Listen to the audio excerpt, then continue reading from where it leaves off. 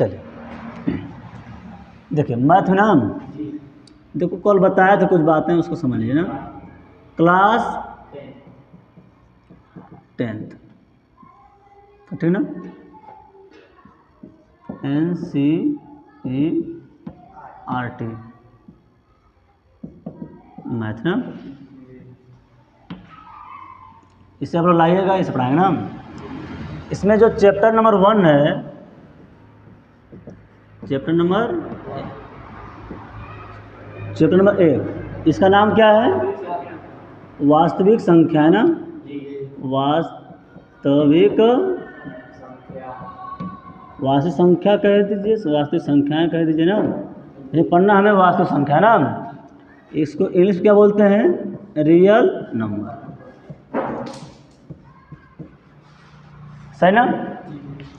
हमको इसमें पढ़ना है रियल नंबर, वास्तविक संख्या क्या है। लेकिन वास्तविक संख्याएं किन किन संख्याओं से बनी हैं,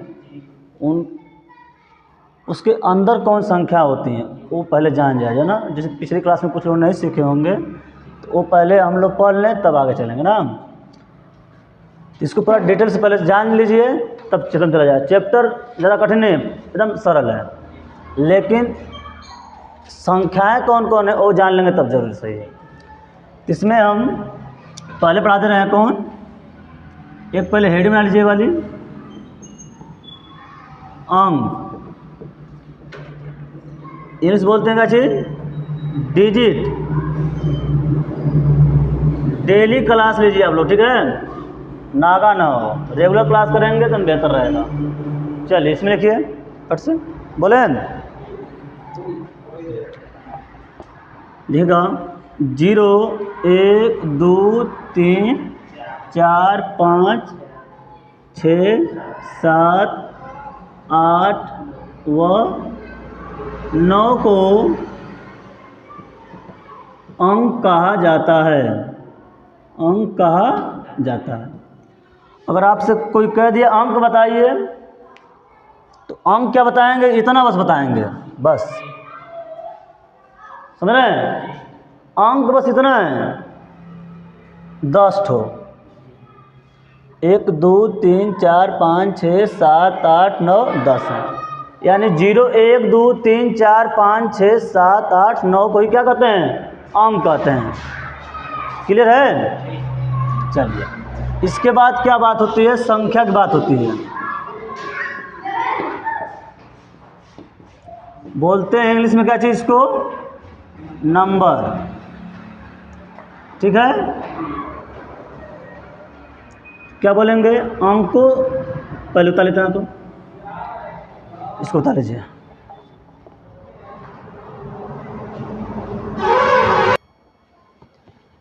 चलिए इसमें लिखिए, संख्या में क्या बोलेंगे? बोलिए, बोल रहे हैं, लिखिए। अंक आपस में मिलकर, अंक आपस में मिलकर, ठीक है, अंक आपस में मिलकर संख्या बनाती हैं। जैसे में क्या चीज? देखो ये अंक है, इनको संख्या भी कह दो तो कोई दिक्कत नहीं है, संख्या भी अंक भी है। और भी आपस में मिला दो, 2 3 मिला दो, 6 7 मिला दो, तो कुछ बराबर करेगा, कुछ बना ना। 23 मतलब 23, 67 67 बन गया। ऐसे और मिला लो, 273 ETC, ऐसे बहुत सारी संख्याएं बन सकती है ना। तो ये संख्या की बात रह गई। और शुरू से एकदम बाबू पकड़ाए हैं मैथ कहाँ है, सही ना। इसके बाद एक हम फ्लो चार्ट बना रहे हैं संख्या के प्रकार ना, मतलब संख्या में कौन कौन होते हैं, संख्या का वर्गीकरण कैसे होता है, ठीक है। तो पहले हिंट डाल लीजिए अब, संख्या का वर्गीकरण, ठीक है, इसको मिटा दें।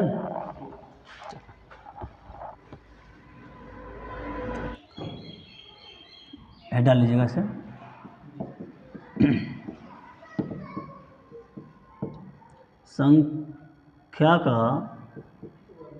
संख्याओं का दिख रहा, चलिए, संख्याओं का वर्गीकरण, मतलब संख्या को कितने वर्गों में बांटा गया है। पहले एक फ्लो चार्ट बना रहा हूँ एकदम, ठीक है, उसी के अनुसार हम परिभाषा देंगे, आगे लिखाते जाएंगे। पहले पूरा समझ जाइए कौन किस में है। ये हो गई संख्या। संख्या को मुख्य दो वर्गों में बांटा गया है। सबसे पहले एक को बोलते हैं वास्तविक संख्याएं, पूरा कर दें संख्या ना, वास्तविक संख्याएं, और इसे कहते हैं अवास्तविक संख्याएं, अवास्तविक संख्याएं।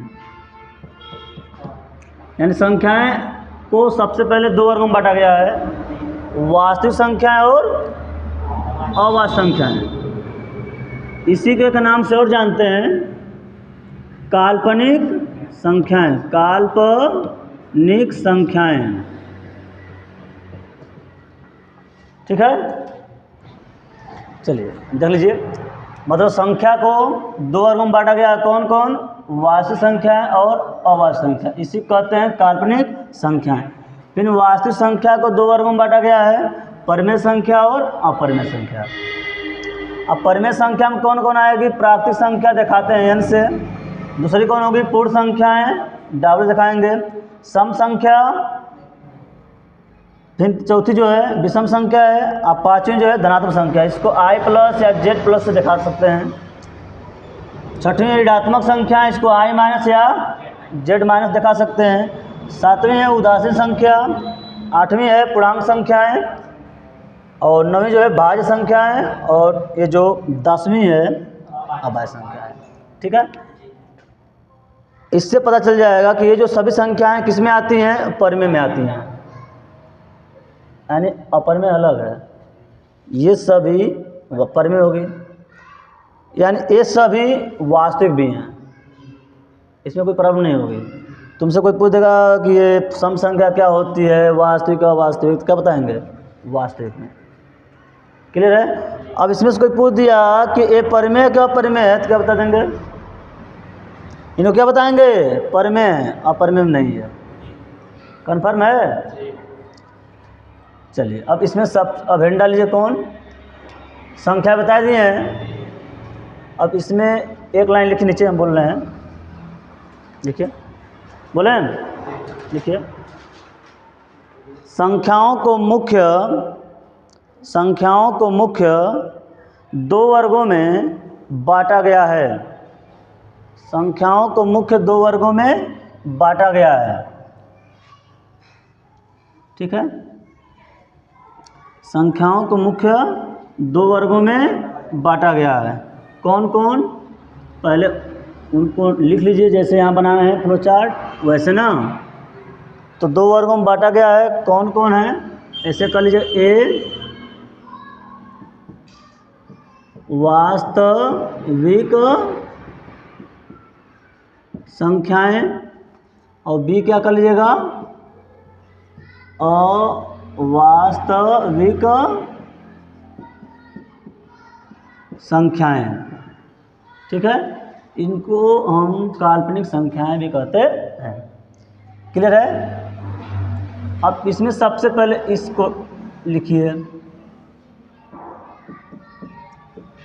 ये हिंट डाल लीजिए, वास्तविक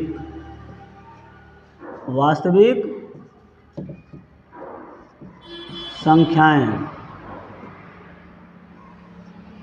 परिभाषा प्राप्त कर दे रहे हैं, है ना, खुद समझ जाइएगा, आप पीछे पढ़े भी होंगे, थोड़ा समझ भी आ जाएगा। बोले देखिए, वे संख्याएं जो परिमेय तथा अपरिमेय होती हैं,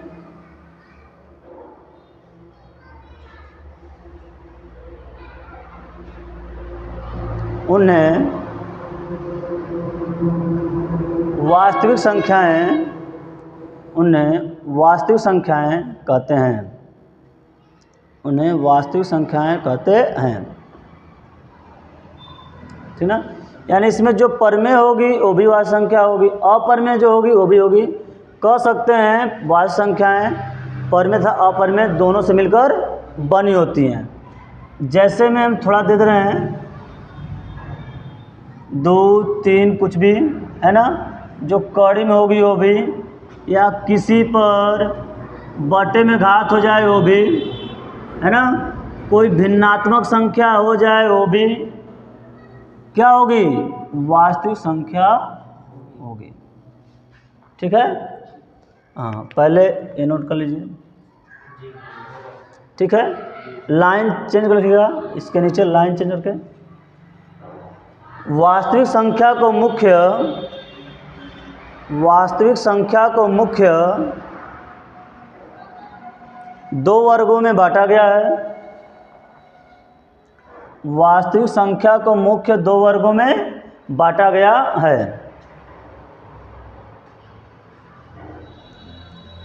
डैश कर लीजिएगा और लाइन चेंज कर लिखिएगा कौन कौन हो। जैसे फ्लो चार्ट बनाए हैं वैसे ही बाबू गिनती में लिखत बताया था ना। पहले कौन, परमेय संख्याएं, और दूसरा कौन है, अपरिमेय संख्याएं। सही है, परमेय संख्या अपरिमेय संख्या। इसमें से आप ये वाले हिंट डाल लीजिए। पहला कौन, हाँ परिमेय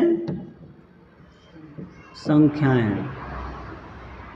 ठीक, बोलते हैं इंग्लिश में रेशनल नंबर, रेशनल नंबर। ठीक है, इसे दिखाते हैं आर से, आने भाव क्यू से, भाव क्यू से।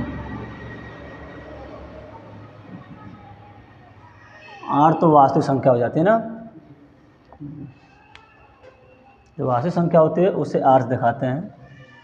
और जैसे मान लीजिए वास्तविक संख्या नहीं लिखे होंगे तो वहाँ बता सकते हैं। चलिए अभी आगे आएगा बता देंगे अभी। सही है, जो परमेय होती है वो क्यों दिखाई जाती है। लिखिए परिभाषा इसकी पहले, वे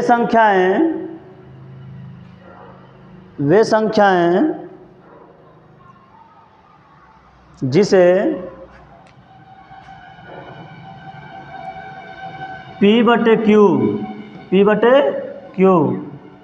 के रूप में, जिसे P/Q के रूप में लिख सकते हैं, P/Q के रूप में लिख सकते हैं।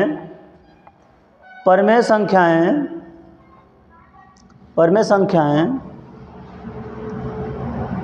कहलाती हैं, परमेय संख्याएं कहलाती हैं।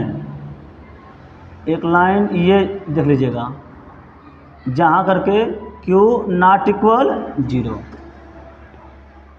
सही ना, यानी यहाँ जो Q का मान होना चाहिए वो 0 नहीं होना चाहिए। जैसे 5 है तो 5/4 परमेय संख्या है। ठीक है, 5/4 क्या है, एक परमेय संख्या है। समझ रहे हैं, लेकिन नीचे 0 नहीं होना चाहिए। सही ना, नीचे 0 नहीं होना चाहिए।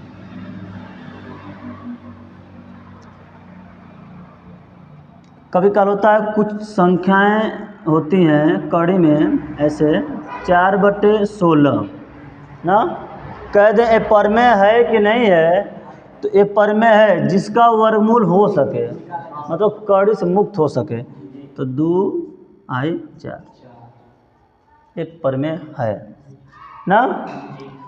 लेकिन जब किसी नीचे 0 आ जाए तो परमेय नहीं होता। हाँ, पता नहीं कितने बार 0 का पहाड़ा पढ़ेंगे 5 आ जाए, कोई संभव है। 0 का एक बार पढ़ा पढ़ोगे क्या आएगा, 0 ही आएगा ना। 0 1 जा जीरो पड़े हो गए, 0 2 जा और 0 1 जा मतलब 1 से गुड़ा 0, 0 का 2 से करेंगे तो वो 0, यानी 0 2 जा 0 3 जा, ऐसे होता है ना। जब बार बार 0 हो जाएगा तो मालूम नहीं कौन सा ऐसी अंक है जिसका टेबल करें उतना ये आ जाए 5, तो नहीं संभव है। तो इस अवस्था में इसका मान क्या होता है, अनंत होता है। अनंत नहीं कर सकते, अपरिभाषित कर सकते हैं, अपरिभाषित। इसको हम परिभाषित नहीं कर पाएंगे, बता नहीं पाएंगे है कौन, ठीक है।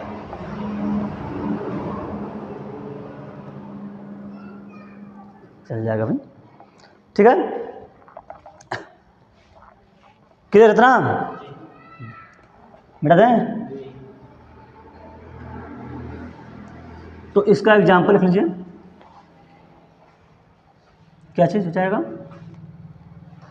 जैसे में देखिए 5 है, यही पर में है क्योंकि इसके नीचे 1 छुपा होता है, 5/1 लिख सकते हैं, यानी P हाई हो गया, Q हाई हो गया। 4 लिख सकते हैं, और बोलिए 5/6 रहेगा, उतर हवा करेगा, कुछ लिख दीजिए। कौड़ी में ऐसे लिखिए जिसका वर्गमूल आसांश हो जाए, 4/16 लिख दिए ना, तो 2/4 हो सकता है, और 25/36 कर दीजिए, ऐसे कौड़ी प्रकार है ना, 25/36।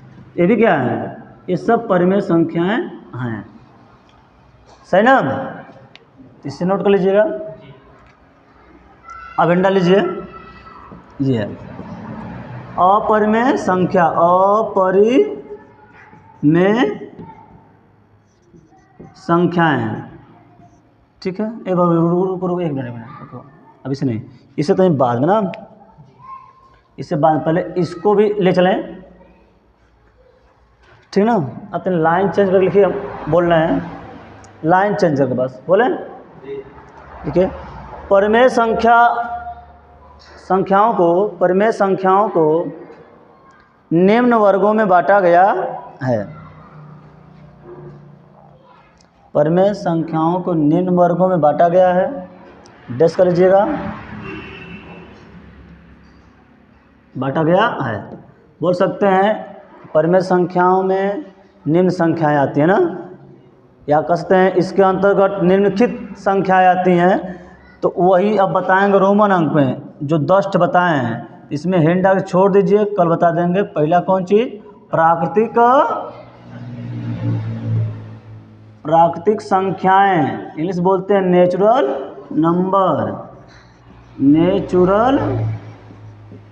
नंबर, ठीक है। इसे दिखाते हैं कैपिटल N से, राइट ना। हैंड आगे छोड़ दीजिए, कल बताएंगे, निकाल लीजिए साइंस।